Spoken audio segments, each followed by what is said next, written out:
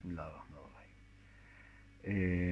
في أحد خطب الدكتور عمران حسين وهو بيتكلم عن آخر الزمان، قال نقطة مهمة جدا ولفت إلى صورة العصر، وقال إن العصر هنا يرمز إلى آخر الزمان، وأن في آخر الزمان لن ينجي الإنسان من هذه الفتن إلا التواصي بالحق والتواصي بالصبر. فهو ده يخلينا نعلق على العصر، سورة العصر بصفة عامة، لأهميتها وعلاقتها بآخر الزمان. فهنبدأ ننزلها كده على أجزاء صغيرة عشان الناس ما تزهقش. نتكلم الأول عن العصر. ما معنى العصر؟ طبعا المفسرين قالوا العصر بمعنى الدهر أو الزمن، وفي روايات قالوا ساعة من اليوم اللي هي بعد العصر. والعصر أولا هي كلمة وآية في نفس الوقت، وهذا يعناه أنها تشمل أشياء كثيرة جدا.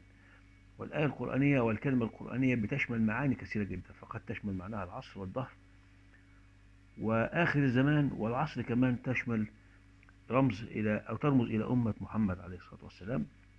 وهذا يثبته الحديث اللي بيقول: إنما أجلكم في أجل من خلا من الأمم ما بين صلاة العصر إلى مغرب الشمس.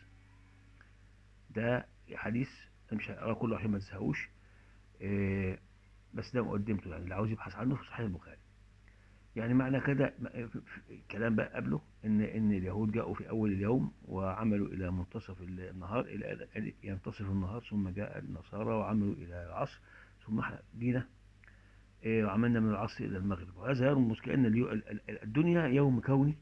الرسول رمز لها كده بيوم كوني.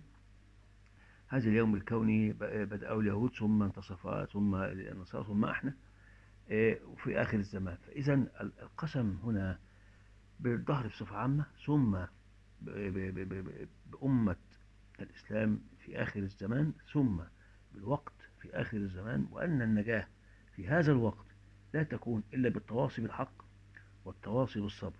إن شاء الله هنكمل شرح حاجة حاجة كده، ونقول بعد كده بعد العصر إيه هو الخسر، وليه ربط ربنا الإيمان بالحق والصبر وكل الكلام ده. إيه إن شاء الله نقوله في إيه، في أجزاء أجزاء، عشان برضو إيه الناس ما تزهقش. بارك الله فيكم وأنا أستودعكم الله.